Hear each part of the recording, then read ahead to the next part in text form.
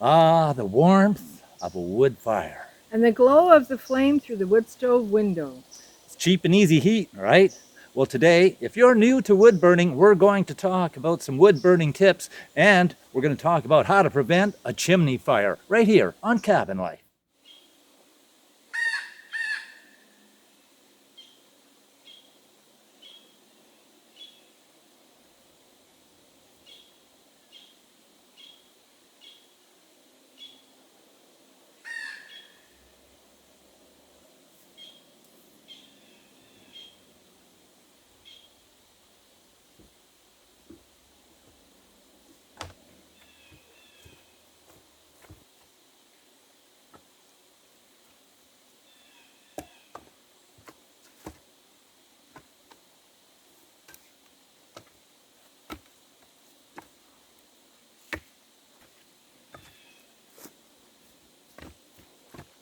You know, in the past, we've had several wood stoves at various places that we've lived.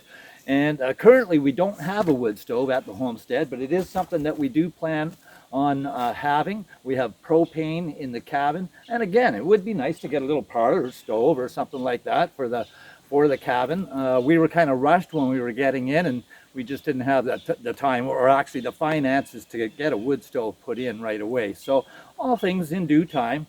But what do you like about wood burning, Maureen? What do you like about the heat, like heating with wood? It has a different type of heating. With wood burning, I find that once you get the wood stove going, you seem to have a more consistent heat all the time, as opposed to like with a furnace, it gets cool in the house, the furnace warms it up. It gets cool, the furnace warms it up. With a wood stove, once you learn the rhythm of it, you can just keep a nice heat all the Right. time. Wood heat is generally a dry heat, and that's why often you'll see a pot of water or whatever on the wood stove just to help to add a little humidity to the air in the dead of winter when the air is generally really dry out anyway when it's so cold out. But today we're going to share a few tips and some basics about wood burning. And for those that are brand new to wood burning, maybe you've just acquired a homestead or a cabin, or maybe it's your first wood burning stove that you're going to have to actually heat your home, your cottage, your cabin. We've got some tips for you and just some basics. And if you're an experienced wood burner, by all means, chime in with some comments that if there's something we missed or you'd like to add some points, by all means, that just helps to add to the discussion.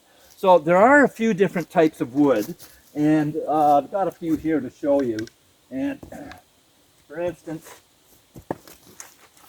there's hardwood and there is softwood. So this is hardwood, and this is birch. And you can see that the grain is very tight. The wood is heavy. Softwood, the grain looks very kind of loose and porous. And this wood is lighter. So you got softwood, which is light wood. Hardwood is much heavier. That means you have more BTUs per pound of fuel that you burn when it's dry. Both burn well and burn with a nice flame, but you'll get more heat out of less wood with hardwood. So it's very important to season the hardwood, and there's wet wood and there's seasoned or dry wood. This is wet wood. It has not been seasoned for a year. This is brand new. This was blocked and split just this year, and we're stacking it for next year's use. This was cut, blocked, and split last year, and it's ready to burn now. The difference is the cracks in the wood. You can see where the moisture has come out of the wood grain. Now this wood here is actually this one's 3 years old, and it's a lot lighter. It is burnable and whatnot. After about 5 years of stacking and drying, the wood starts to lose its ability to provide as much heat because the lignin in the cells of the wood start to dry out, so you lose a lot. But a 2 year or 3 year wood is fine to burn. This particular log right here has been sitting for 2 years, and you can see it is well seasoned. And you can put a log like this in the wood stove for a real nice all-night burn. So there's many types of softwood and many types of hardwood as well. Yeah, on softwoods, there's pine, spruce, poplar, cedar, and a lot of other types of softwood as And well. hardwoods, maple, oak, hickory, birch, ironwood, beech, lots of heavy hardwoods. Now, one of the no-nos with wood burning for heat and for safety is to never burn green wood. That would be wood that has just been felled, chopped up, that has been from a living tree and cut up and then put into a wood stove to burn. You won't get much heat from that wood at all because there's just too much water content in it. And there's a proper way to burn and season wood. So after the wood has been blocked up, split into pieces, and then stacked properly, then the airflow will go through the wood and that will allow it to dry. It'll take a full year for that to do it. 2 years, if you wait for 2 years, even that much better, because then you have a real nice clean burning wood. So the source of where you get the wood is very important. So that's why when you see people who have wood stoves, they have lots and lots of rows of firewood, especially at this time of year, like they're stocked up. That's right. We have a stack over there from 2 years ago, and we've got our new stacks here that we're piling here. So we alternate between the two places so that we've always got at least 2 years. There is another pile that I've got, from an old pile that's got the 3-year-old wood in it. There's not much of that left now. And there was another pile that I had some 5-year-old wood, and it's actually gone punky. Check this out. Now, here's a piece of punky wood, and it's just starting to rot. There's a lot of stuff on the outside. It's lighter than it should be. It is dry, and it will burn, but it won't burn that great. It won't last long. So that's what happens when it's too old. Yeah, we don't want punky old world. So by stacking and seasoning your wood, it allows the airflow to go through, and you want to cover it on top so it's got a rain cap, but the sides, it's okay for the sides to breathe and have some airflow going through, and that way it will dry. It'll be ready for next year's burning. Now what about those trees sometimes you cut down, you call them dead standing trees, and you cut those down for firewood, and you say, oh, this one's good. I like to keep an eye open on the property for any trees that are damaged and dying, but it's still standing. So as it stands there for 2, 3, 4 years, it will slowly dry itself out since it's not living and the roots aren't taking up any moisture. So, but it's because it's standing, it's high and dry, and the air is actually drying it. Now it's not seasoning the wood because the wood is still whole and it does still have moisture content in it. You can fell a standing dead tree, block that up, and split it up, stack it, and I've been able to actually burn wood after stacking it and letting it sit for a summer that was dead and standing wood, and it was okay for the winter. I preferred to be able to wait for a whole year, and there's a reason for that, a very important reason. How to stop a chimney fire. We're going to talk about that. So to help prevent a chimney fire, there's a few things that we need to understand as wood burners, right? As being caretakers of the heating system. And it's always a good idea for not just the guy or just one person in the household to be in charge of maintaining the stove. Now I'm normally the guy, right, that takes care of the wood. I help fell the trees, block it up, stack it, split it, and whatnot. But there's times where Maureen does the stacking, and not the splitting, but you've done the stacking. Well, I help with the stacking and bringing the wood in, but I got into the habit, the comfort, I guess, of at the beginning when we were burning wood in the wood stove, I'd always let Glenn get everything set up, and I'd sit back and relax and watch him work and get the fire going and enjoy the fire. And then one day he was out and about somewhere, and I thought, it's time to warm up the house a bit. And I really didn't know very well how to continue the fire. So my word to anyone who's just starting to do, I say firewood, or if you're already burning fire in your heat, is that if you always let the other person do it, learn how to do it. Like learn how to start the fire and how to continue the fire. She left one important part out of that story, and that was that as she was learning to use the wood stove, she stoked it up one very cold evening and walked away with the door open a crack to let it catch, and she forgot about it. And when I came home, I smelled the stovepipe right away and knew that she had a very, very hot fire going. And of course, that's what happens when you leave it unattended. Never, ever, ever walk away from a stove that has the flue wide open, the damper wide open, or the door cracked a little bit. Very important lesson. It's too easy to forget as you get sidetracked doing other things in the house. So something very, very important. We were fine because our chimney was clean. We were good. We didn't have a chimney fire at that point, but there was a time in my early days of wood burning where I went to cook some bacon and eggs. I think I told this on another video, but I went to cook some breakfast one morning, and I stoked up the stove with some nice hardwood dry birch, and it started, and next thing you know, I had a chimney fire because I didn't realize the chimney had never been cleaned out.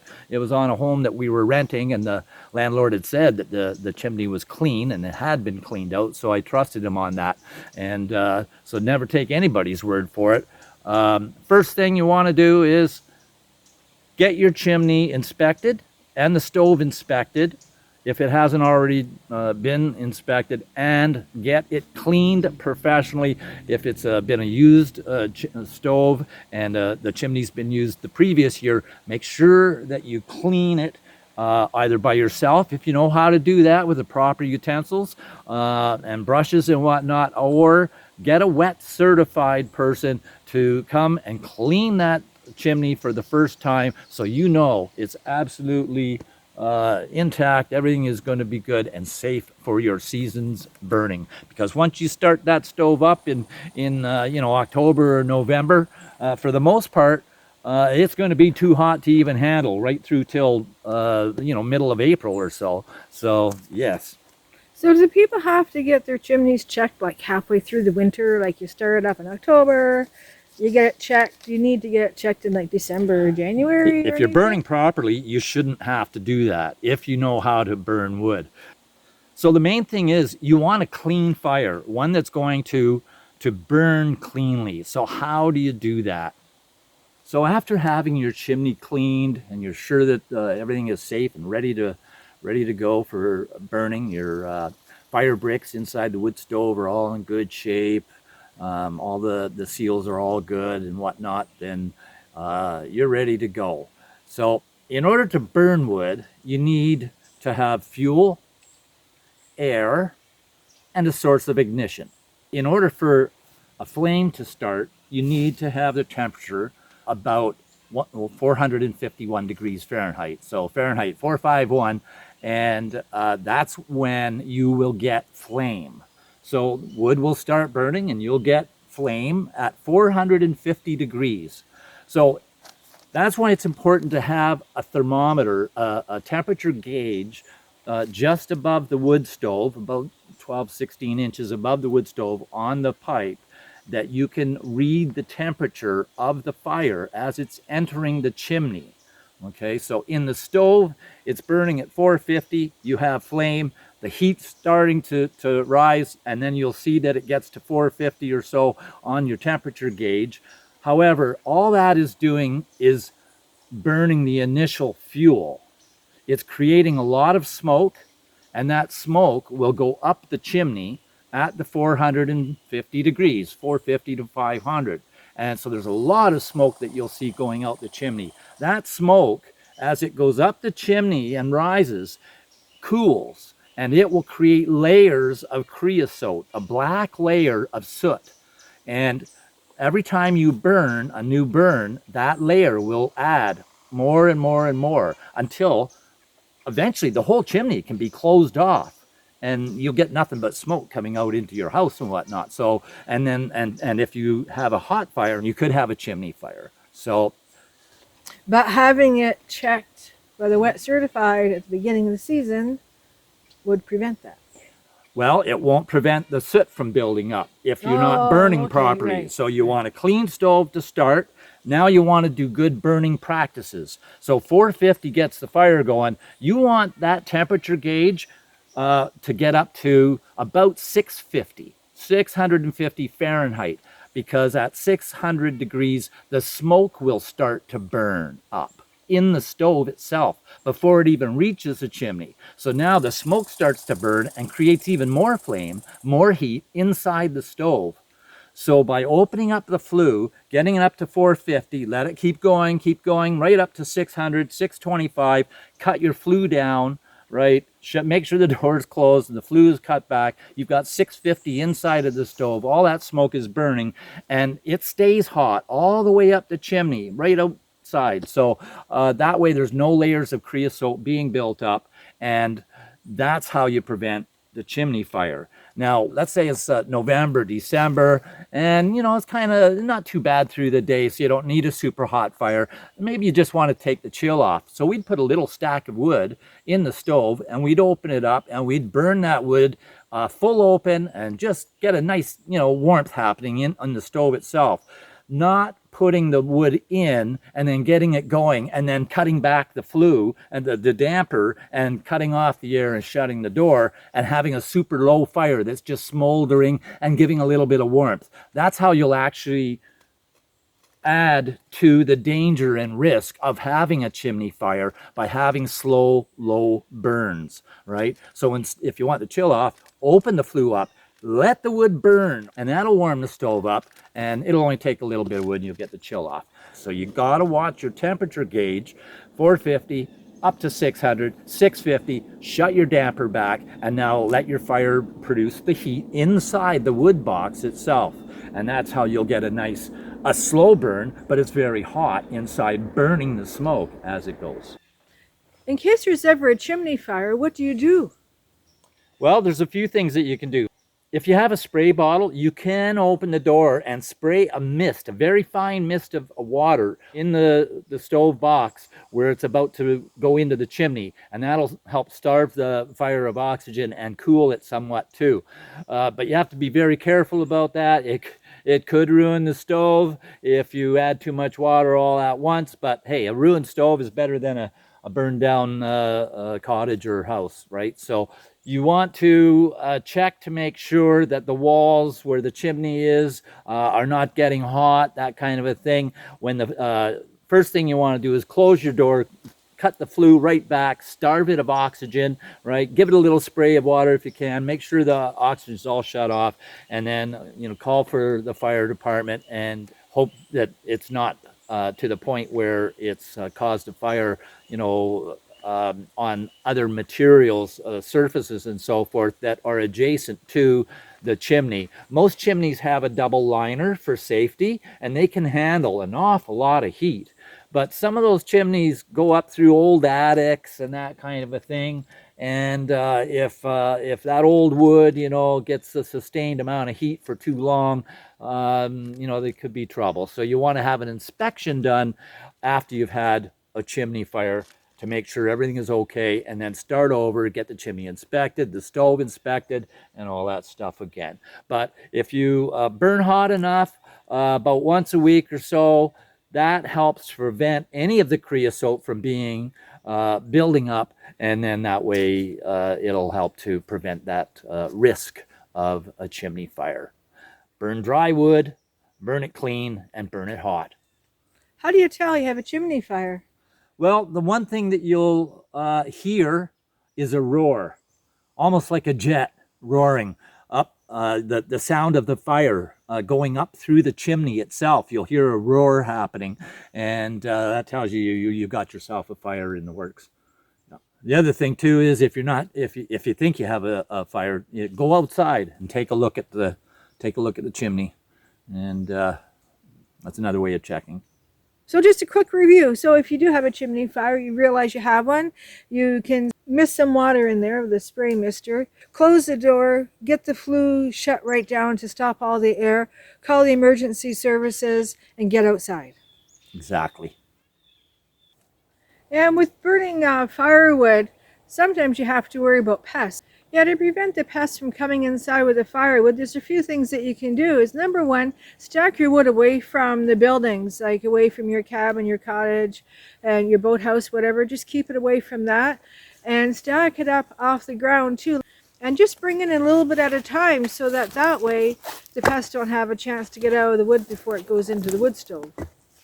And one thing that does come in handy, and that is fire gloves for the splitting and handling wood. It prevents spiders from biting and insects from biting you. It also protects your hands from the splinters and getting infection, that kind of thing. Very important. And so it's good to protect your hands while you're working with the wood, bringing the wood in, handling it, that kind of thing. It's also really good to have nice, thick, heavy leather gloves, fire gloves I call them, and that is so that you can handle wood in the wood stove itself. Sometimes the wood needs to be like adjusted, or something falls down possibly against the glass of the wood. You've got to carefully open the wood stove door.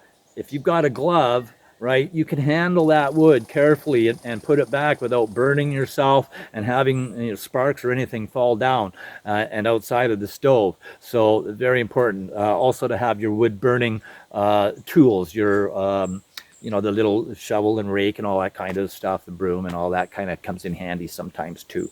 So, but very important having the fire gloves. Just don't let the dog near them. The dog loves these things. Part of our routine in the evening was getting the fire ready before we would retire, and basically that'd be one of the last things that we would do at night, and that would be to stoke the stove up, reload it up with fresh wood, top it up with wood, and have enough room in there that we could put a night log on. And the night log, basically, because it's a whole log, it just burns basically from the outside, slowly burning away toward the inside on the fuel, and it'll help it to burn longer and still maintain the heat inside of the wood stove. It has to be good dry wood though, that's for sure. So basically, after loading the wood, putting the night log in, everything is fully loaded up.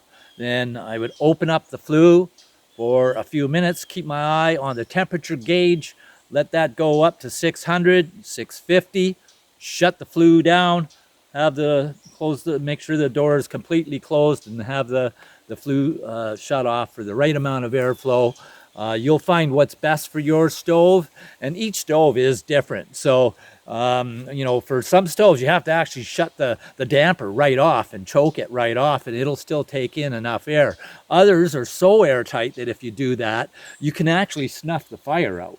And so you've got to be careful of that as well. So get to know your stove. Your stove talks to you, and it makes noises. And you can tell what stage that the fire is at. The fire takes a cycle from cool to heating to a peak burn, and then cooling down, and then to nothing again. So that's the cycle that the stove takes throughout the season.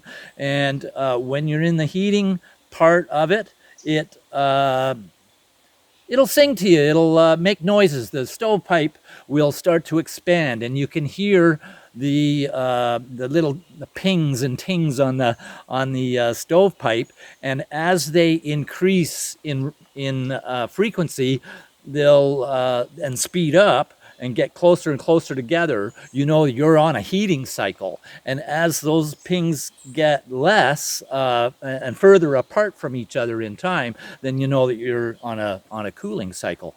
And so that's just something that we learned with our stove. Maybe not all stoves do that, but that's what I noticed with our stove. Well, speaking of fire, what do you say we go and let's go get a coffee on the go, and we'll continue on our talk with some more tips on wood burning for heating through the winter.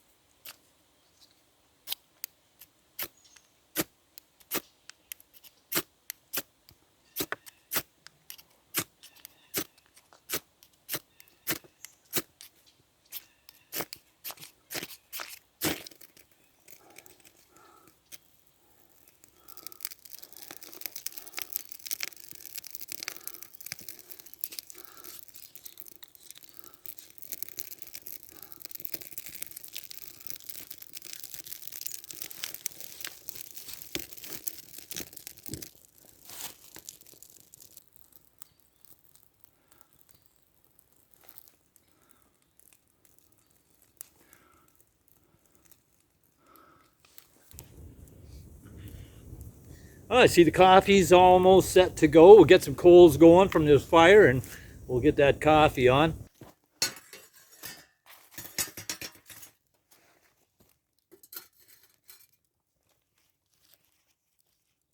Never leave your wood stove unattended. If you have the door open a little bit, or if you have the flue wide open, always stick around, watch the burn, and stay with the stove until you know it's up to temperature. Shut the door and close the flue. On good airtight wood burning stoves these days, you don't really need to have the door left open, left ajar. That's more the case it used to be, you know, with some of the old stoves, and you need to leave that door open just to get that air flowing in, to get the heat built up and whatnot. So, but I don't think that's really the case so much anymore. So after a season or two of experience with a wood burning stove, you do tend to gain confidence, and you know, the more you burn, the more of a routine it becomes. And just don't get so confident that you become a little too relaxed in your wood burning habits and whatnot. You always stay vigilant. We are dealing with fire after all. Yeah. And one thing too to keep in mind is that a wood stove is not an incinerator. Like keeping the extra garbage. I used to keep the extra paper garbage, the egg cartons and all different things, and throw them into the wood stove thinking I was doing something good. It was like fire starter and stuff. But actually that can be really bad for your wood stove and for your health, because a lot of those things that when they burn, they give off a lot of toxins which aren't good for the wood stove.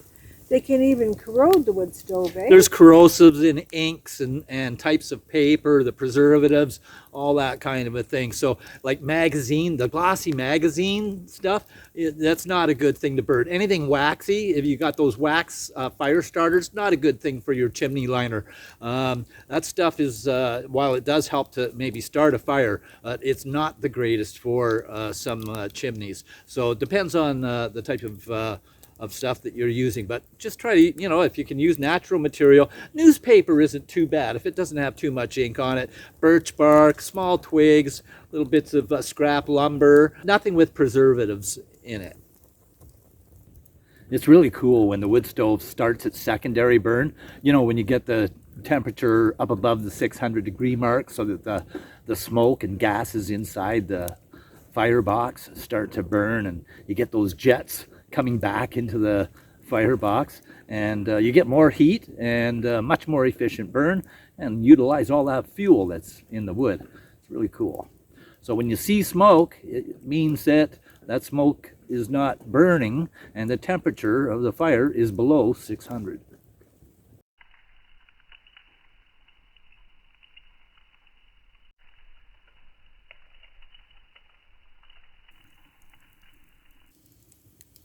We usually have our wood blocked, split, and stacked.